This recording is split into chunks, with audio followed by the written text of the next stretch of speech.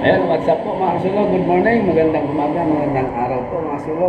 Guys, kumusta po kayo dyan lahat? Nasa mapagpalang araw po sa inyo.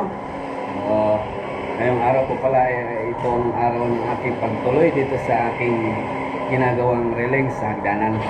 So, iano ko na. Nandyan na yung mga gamit ko. Nandyan na, nakabili na ako ng cutting disc. So, tuloy ko na yung sa baba. So, yan ito. At naano ko na nga to. Sa baba na lang ang aking gagawin. Ito. Yan, naka-ready na. Tapos meron pa akong tatabasin para doon. 45. Dapat naka 45 siya. Kaya ang gagawin ko nito, tabas, spot. Pagkatabas, spot kagad. Yan ang aking gagawin. Tabas, spot. Tapos dito, gagawa pa ako ng isang ano dito, brace or frame para matayuan ko ng isa dito. Okay, para matapos na to. Pagkatapos nalatag ko na lahat, tsaka ko na i-fix lahat, ball weld. Kailangan i-ball weld para matibay. Okay, tatabas muna ako. Yan, umpisa natin to para matapos na itong relings.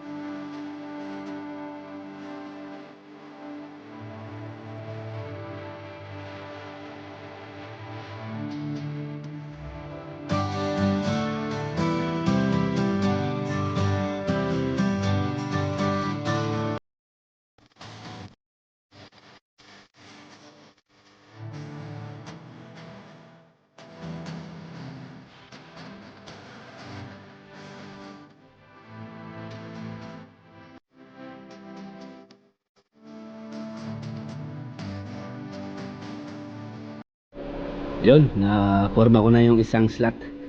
Meron pang isang slot doon sa baba. Ayan o. Sika dyan, may baga dyan. Merong ano, siyempre sa pin yung tiles. Tapos na ako dito banda, isog na naman yung sa pin doon. Yun. Tapos pa ako ng para dyan. Okay, malapit na mabuo talaga.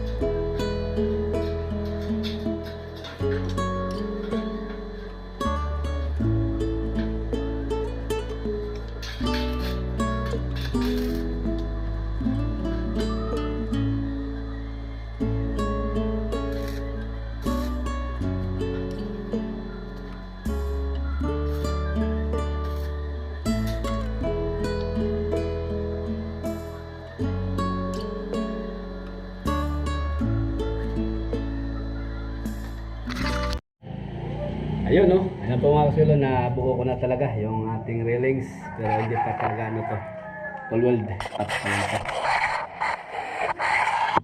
Ayan siya.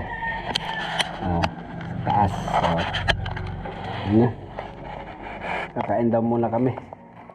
Yan, nabuo na. Pati dito. Okay. Ayan siya. Buo na, buo. So mamaya, pagkatapos, ay full weld ko na ito lahat. Ayan. Kapag na kompleto ko na ito lahat, na full weld ko na ito lahat mga kasulo, pag-usapan naman natin yung nagastos dito, kung magkano lahat sa materials dito sa ginawa nating railings, kasi meron nagtanong sa akin kung magkano inabot dito ng railings. So mamaya pag-usapan natin yan. Kain muna kami. Sige, sinundo na ako. Tara, kain tayo. Yung ulam natin, Soy? Ha? Sigang bangos. Sigang bangos? Tas ang sigalig yan. Sigang bangos ang aming ulam. Kain muna tayo. Ano yung itsura niya, oh. Okay. Dali. Safety na. So ayan, tapos na rin kaming kumain at nakapagpahinga na. So ayan nga, i-full weld ko na to lahat para nasa ganun ay matapos na to at malinis na itong sa taas. At meron na rin akong nakalistang magkano ang naubos natin dito. So ayan, mamaya na. Pag-usapan natin yan pagkatapos nito. So tara, full weld muna ako nito.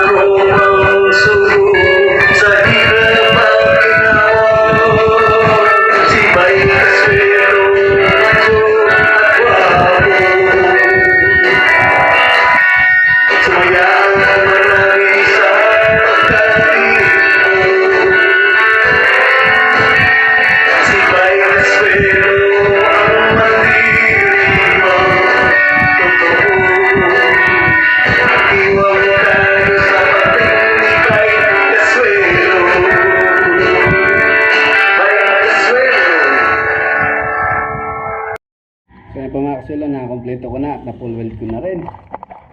Ito. Ayan na. Nadali na. Yung kulang na lang nito talaga, grinder, tsaka liha, steel brass, tapos pintura na. Ayan na, itsura niya. nabuo. Siguro stansya ko mga 3 araw lang to kasi nung nakaraang araw kalahating araw lang ako dito. Ayan, bali 3 days lang ito siguro ginawa ko. Kung itagpi-tagpi ko. Okay. Ayan na siya, buo na. Pinturan lang ko lang nito. Siguro alisin ko muna yung kalawang. Steel brass, liha, grinder, yung pinag-weldingan, tapos primer ko lang muna ito. Okay, at least mayroon ng sabat, safety na. Okay, nadali. So ayan po, pag-usapan na po natin mga kamarites, mga kaswelo. Ayan, yung ating gamit dito na tubular, ayan, nakalista sa sahig. Na compute ko 2x2, bali 2.5 ang aking nagamit. Tapos yung 1x1 nagamit ko ay 4.5. So ang magiging halaga nitong dalawa na to ay nagkakalaga ng 4,465. Dagdag natin yung cutting disc, siguro yung tansya ko lang to, yung welding rod. Ayan, ito ano ba to? Ano ba tong nalista ko? Welding rod siguro yung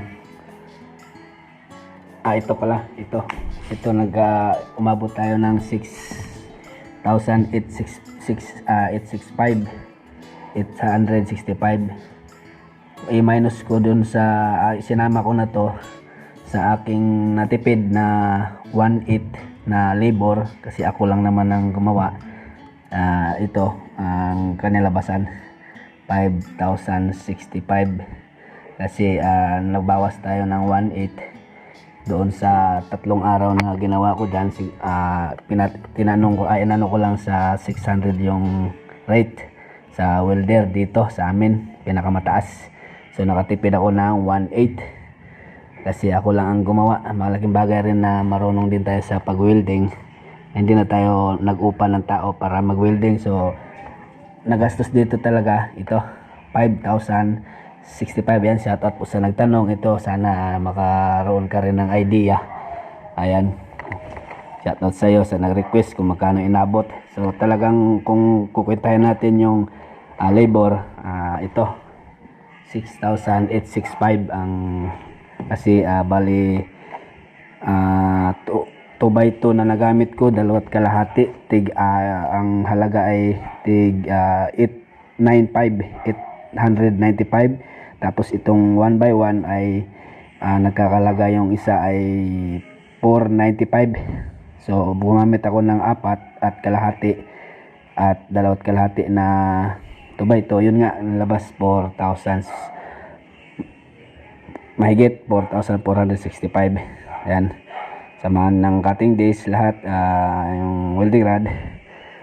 So hindi ko pa nalista yung ano pala, yung grinding disc, yung i-grinder dito sa mga pinag-weldingan.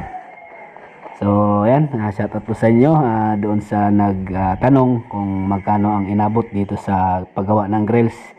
So kung hindi po kayo kung uupa kayo ng tao, ito tinansya ko lang mga 3 araw ko tong ginawa sa lahat-lahat na kasi hindi naman tuloy-tuloy na lang half day tapos 3/4 tapos 1/4 day ganun.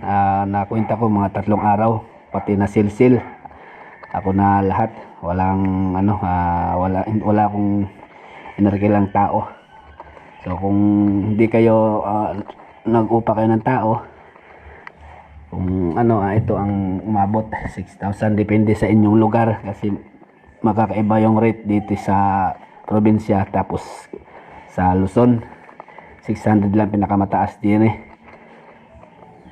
yan, 6,865 ang umabot.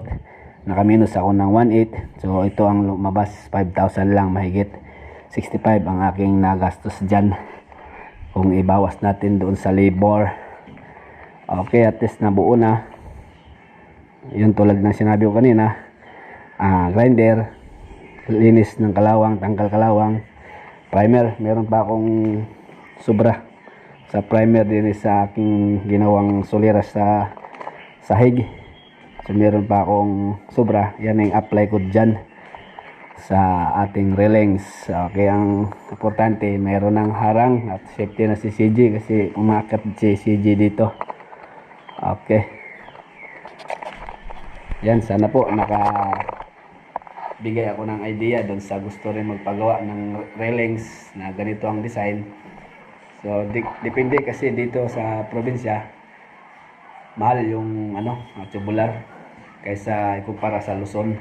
Tapos wala pang galvanize, kaning black iron lang, hindi GI ay galvanize. Okay,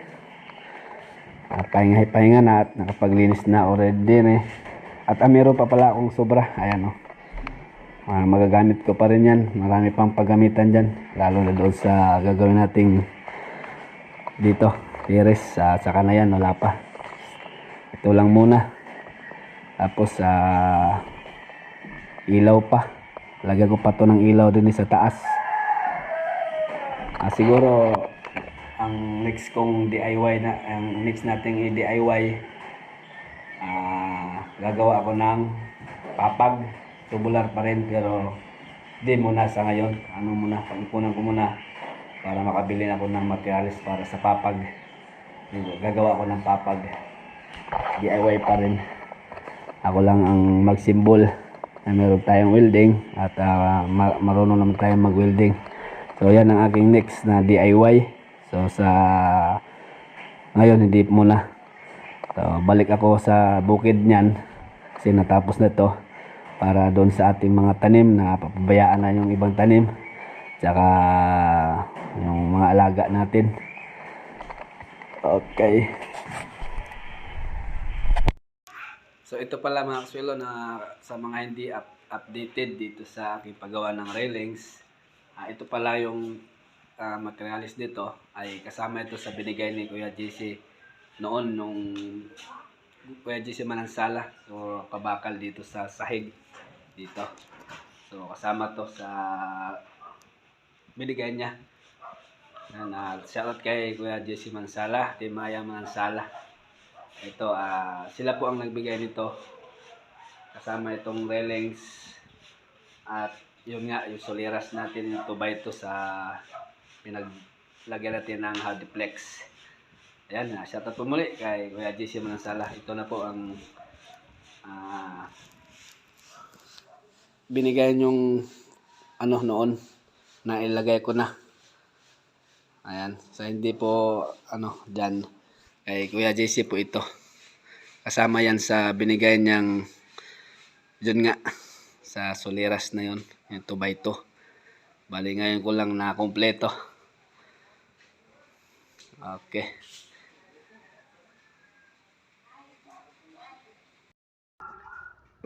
Ayan, at dito po nagtatapos yung ating vlog ngayong araw na ito. Sana po ay nag-enjoy po kayo dito sa panonood sa aking simpleng vlog. Ayun. At magandang hapon po sa inyong lahat. Shout out sa inyo mga kaswelo. Kumusta kayong lahat at ingat kayo po palagi.